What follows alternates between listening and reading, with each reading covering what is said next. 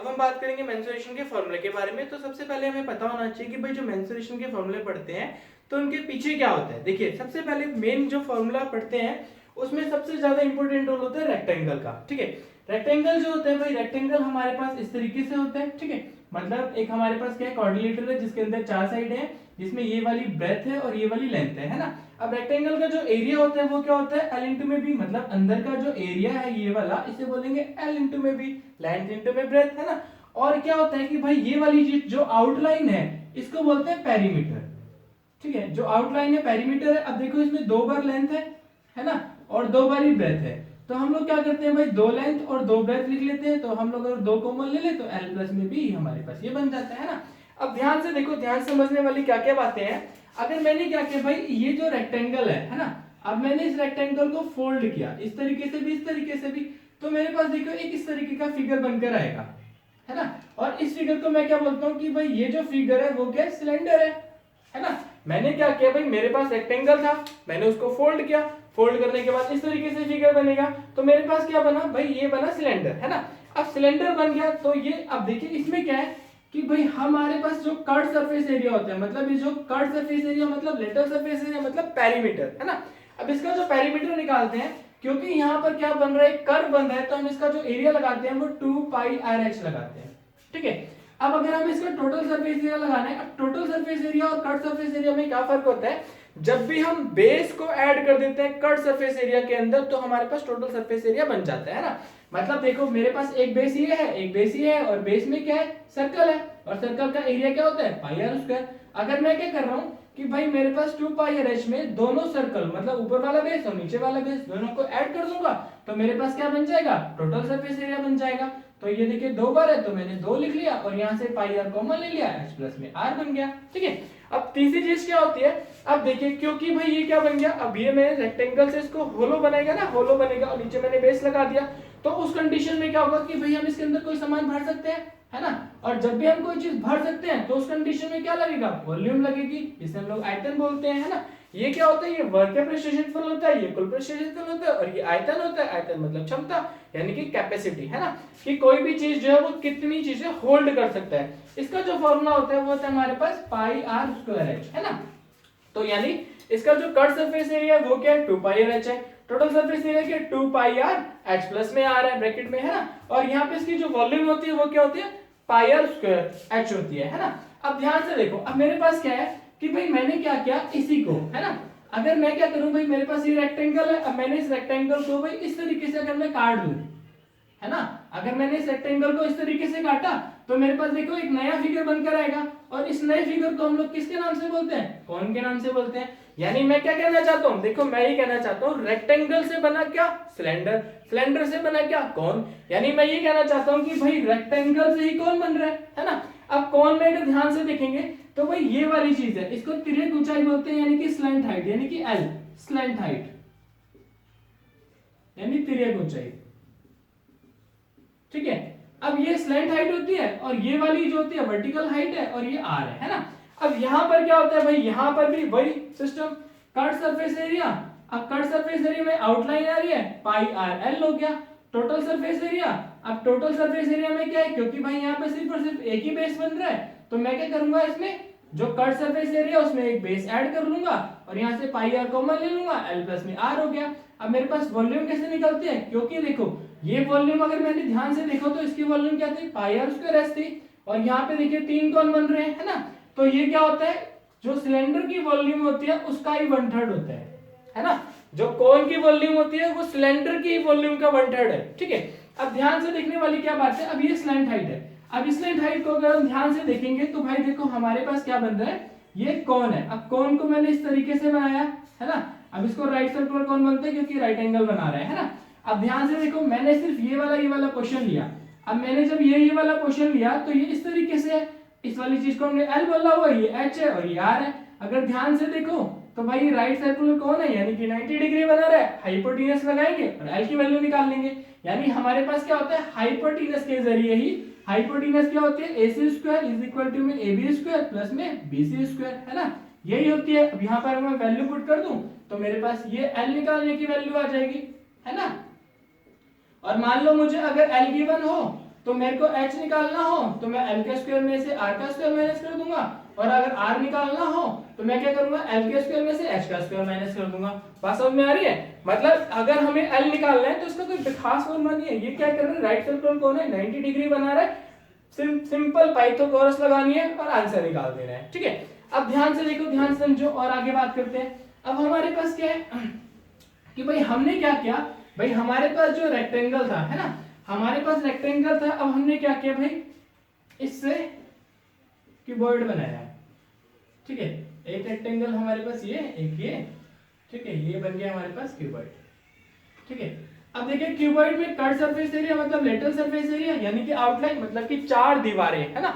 अब 4 दीवारें मतलब एक rectangle, 2 rectangle, 3 rectangle, 4 rectangle, 4 rectangle आ गए। तो उस कंडीशन में 4 रेक्टेंगल आ जाएंगे 2h l प्लस में भी।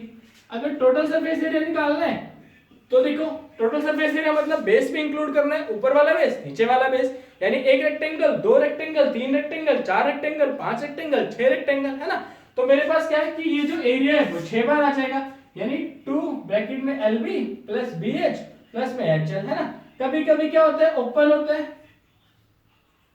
अगर कभी कभी क्या होता है कि भाई हमारा जो रेक्टेंगल है वो ओपन होता है, जैसे कहने का मतलब उसने कहा कि भाई हमें क्या करना है रूम के अंदर पेंट करना है ना। अब रूम के अंदर पेंट करना है तो फ्लोर पे थोड़ी पेंट करते हैं है ना। या फिर वो कभी कहता है कि भाई हमारा जो रेक्टेंगल है वो मतलब जो क्यूबॉइड है वो ऊपर से खुला हुआ है, तो उस कंडीशन में क्या होगा भाई देखो ऊपर से खुला हुआ है ना, या फिर एक ही साइड पे पेंट नहीं करते जैसे कि फ्लोर पे, तो उस कंडीशन में 1 2 3 4 5 पेंट के केस में।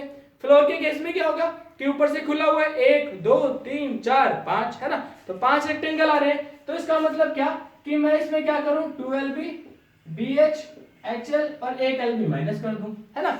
और अगर मुझे वॉल्यूम निकालनी है इसकी तो वॉल्यूम मेरे पास क्या निकल कर आएगी, मुझे है कि इसकी volume L into B into H है ना। और अगर मुझे क्या करना है भाई ये निकालना है इसका डायगोनल है ना, तो ये क्या हो जाएगा L स्क्वायर H स्क्वायर और बी स्क्वायर H स्क्वायर का रूट, ये मेरे पास क्या निकल कर आएगा रेक्टेंगल। ठीक है, अब हम बात करेंगे किसके बारे में, अब हम बात करेंगे देखिए स्क्वायर के बारे में है ना। अब स्क्वायर से भी इसी तरीके से हमारे पास क्या बनकर आता है स्क्वायर है ना। अब देखिए स्क्वायर हमारे पास ये है ना, इसका पेरीमीटर क्या होता है 4a होता है और इसका एरिया क्या होता है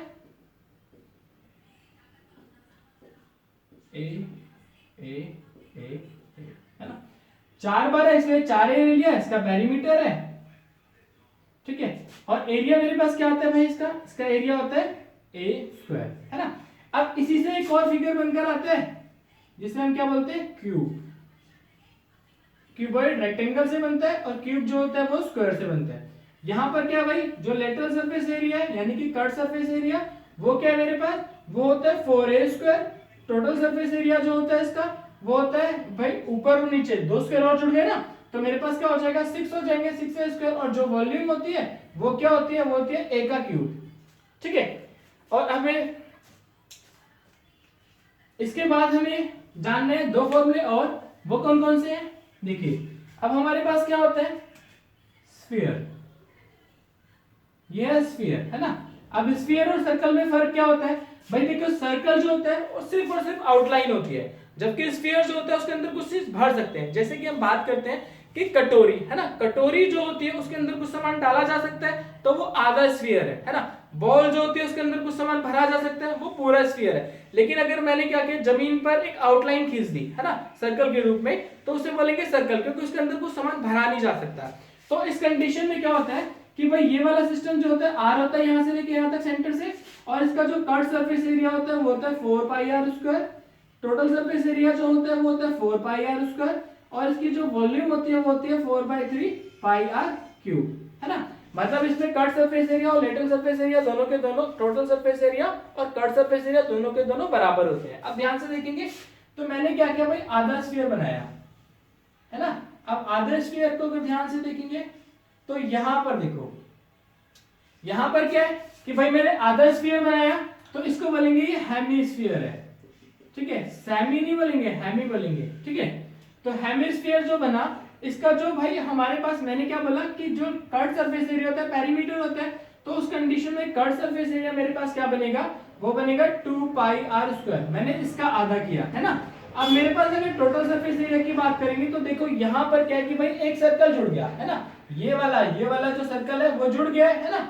तो उस कंडीशन में जो मेरे पास कर्व सरफेस एरिया है उसके अंदर ही मुझे सर्कल को ऐड कर लेना है, इसलिए ये 3 पाई आर स्क्वायर बन जाता है। और इसकी जो वॉल्यूम होती है स्फीयर की वॉल्यूम की हाफ होती है, तो ये हो गया 2/3 पाई आर क्यूब। बात समझ में आ रही है? ठीक है। अब इसके बाद देखो एक और फिगर होता है हमारे पास जिसे हम फ्रस्टम बोलते हैं, वो क्या होता है? अब देखो मेरे पास क्या है कि भाई मैंने क्या किया भाई, एक कॉन लिया, ठीक है, और कॉन को मैंने क्या किया भाई यहां से काट दिया। अब जब मैंने कॉन को यहां से काट दिया तो देखिए एक नया फिगर बन गया जिसे हम बाल्टी बोल सकते हैं, ग्लास बोल सकते हैं, है ना। तो यहाँ पर क्या है कि भाई हमारे पास एक नया फिगर बनकर आया जिसमें हमारे पास 2 आर हो गए, एक आर 2 आर, और ये वाली चीज जो हो गई वो एल हो गई है ना, और ये वाली चीज हाइट हो गई। तो इस कंडीशन में हम लोग कट सरफेस एरिया जो लगाते हैं वो लगाते हैं पाई एल, क्योंकि यहाँ पे 2 आर है इसलिए दोनों आरों को प्लस कर लेते हैं। Total surface area pi L R1 plus में R2 यानी कि कट सरफेस एरिया, और नीचे वाला और ऊपर वाला, है ना। तो मेरे पास ये वाला और ये वाला दोनों के दोनों बेसों को मैंने ऐड कर लिया। अगर मुझे इसकी वॉल्यूम निकालनी होती है तो मेरे पास कैसे निकल कर आती है भाई, वॉल्यूम जो होती है वो 1/3 पाई h R1 का स्क्वायर R2 का स्क्वायर प्लस R1 R2, ठीक है। और यहाँ पर जो L निकालते हैं वो कैसे निकालते हैं, h का स्क्वायर प्लस R1 माइनस में R2 का होल स्क्वायर, ठीक है। तो मुझे क्या करना होता है भाई, ये फ्रस्टम के फॉर्मूले जो मुझे यूज करने होते हैं, जब हम अभी फॉर्मूले क्वेश्चन करेंगे तब हम जानेंगे कि भाई ये फॉर्मूले में किस तरीके से आंसर निकाले जाएंगे, ठीक है। अब ध्यान से देने वाली कुछ बातें और भी हैं जो हमें ध्यान देने लायक है, ठीक है। अब देखिए क्या होता है कि भाई अगर मेरे पास ये देखिए ये मैंने स्फीयर बनाया है ना, स्फीयर में ये वाली चीज को बोलते हैं, ये क्या है पूरा का पूरा डायमीटर, और डायमीटर जो होता है वो लार्जेस्ट कोड होता है, ठीक है। ये क्या होता है, लार्जेस्ट कोड होता है। अब मुझे क्या करना होता है, सेंटर से डिस्टेंस निकालना होता है किसी भी चीज का, जो सेंटर से डिस्टेंस होता है उसे मैं बोलता हूँ रेडियस, ठीक है। और मैं वो उससे कैसे निकालता हूँ, क्योंकि देखो मेरे पास ये डायमीटर के तो मैंने आधा लिया है, तो मैं इसे क्या करता हूँ डायमीटर डिवाइडेड बाय 2, है ना। अगर मुझे रेडियस निकालना होता है तो मैं कैसे निकालूंगा कि भाई डायमीटर को 2 से डिवाइड कर दूंगा, है ना। कभी हमें मतलब मैक्सिमम क्वेश्चनों में हमें गिवन होता है डायमीटर, तो हमें रेडियस निकालना होता है, तो रेडियस के लिए हम लोग क्या करेंगे, डायमीटर का हाफ लेंगे। डायमीटर को हिंदी में बोलते हैं व्यास, ठीक है, और इसको बोलते हैं त्रिज्या, रेडियस को, ठीक है। अब ध्यान से देखो, अगर मैं बात कर रहा हूं यहाँ पर, तो यहाँ पर मैं देखो ये मेरे पास सेंटर हो गया, अब सेंटर से यहाँ तक का डिस्टेंस रेडियस हो गया, और पूरा डिस्टेंस क्या डायमीटर। अगर मुझे यहाँ पर अगर डायमीटर गिवन होगा तो मैं कैसे निकालूंगा रेडियस को, मेरे पास ये है ना डायमीटर इज इक्वल टू में 2r, तो r इज इक्वल टू में क्या d/2,